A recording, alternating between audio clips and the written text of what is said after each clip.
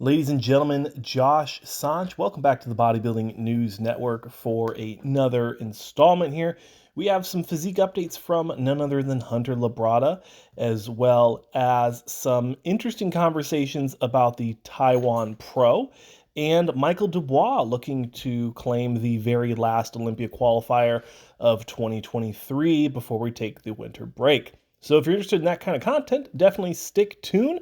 But if you're new here, I'm your host here, Josh Sanch. Thanks for watching another episode of BNN. And let's go ahead and jump into the first story here. Michael Dubois, or Michael Dubois. I always mess up his name. I do apologize. Let me know how to say it in the comment sections below. Him and Mr. Unchained, I always mess up this guy's name as well too. Stefan Matala is going to be debatably your 1 and 2 coming into this Austria Pro this weekend, December 9th. And like I said in the intro, this is your last Olympia qualifier before we take the Olympia break, before we take the bodybuilding break this season. And then bodybuilding competitions will return in March with the Arnold Classic Ohio. Now, when I look at these two physiques, this is kind of where I'm kind of stuck here, ladies and gentlemen, because I really like this guy, the Matala. I think he looks really, really good. Stefan looks really dense. He's got really nice shape, good conditioning, and I think he might be able to beat out Michael Dubois in a couple of these shots. I think he has the density maybe to beat him in some of these front shots. And from the back, I think it's pretty close. But overall, I think it's going to be an exciting competition. And I think that they are going to fare up fairly well against each other. Of course, ladies and gentlemen, let me know your thoughts down below on these two. And if there's any other people that you know of that are going to be jumping into the show, that's going to make the show look very interesting, at least in your opinion. But of course, like I said, best of luck to these two. And I'm excited. I'm excited to see what's going on in Austria in just 4 days. Moving into the next little bit of story, Hunter Labrada looking to do what seems to be something he does every year, is his post-Olympia guest posing tour. Now, I haven't seen a lot of guest posing actual footage of him getting paid to go on stages, but he is over in Kansas City as of yesterday, or a couple days ago, at the famous Flex Fitness. I actually trained out there when I was on active duty status. The owner, Casey Flex 15, actually turned pro not too long ago.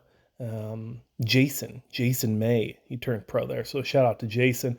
But Hunter Labrada doing some posing out there, and I'm assuming he's gonna do some of those NPC shows, do some guest posing, get things a little exciting, you know. And despite what I've ever said about Hunter Labrada and, you know, maybe his physique or, you know, the controversy around his 4th place finish a few years ago, this guy is an absolute workhorse when it comes to guest posing.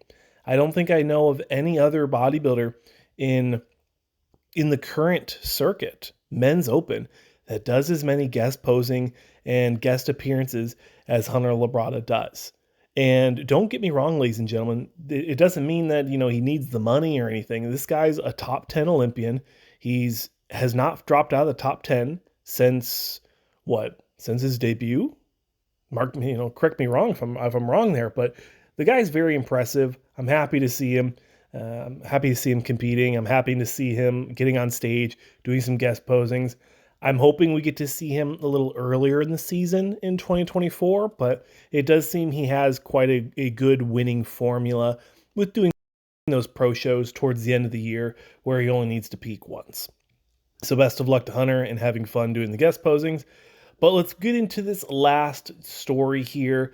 This one is an interesting one. I think it's a very exciting one to talk about.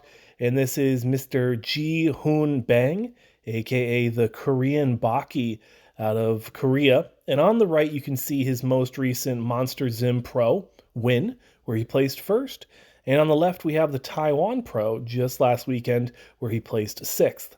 Ladies and gentlemen, this is only 3 weeks apart, the footage, and it really does highlight, one, the atrocious backlighting The LED screens was atrocious at the Taiwan Pro, and the lighting in general was just abysmal. Those are my thoughts. Those are my predictions on what happened there, and hopefully, ladies and gentlemen, we get to see something a little bit better from Taiwan next year, because last year they had the 212 there. It was a phenomenal show. Great lighting, great presentation. I believe there was a live stream as well. And that's something we didn't get to see here in 2023. So I'm hoping that the promoter and the team over there, I tagged them on Instagram. Hopefully they get to make those corrections coming into 2024. But that'll do it for this episode. Thanks for watching. I'm your host, Josh Sanch. Please subscribe to the Bodybuilding News Network, and I'll see you guys tomorrow.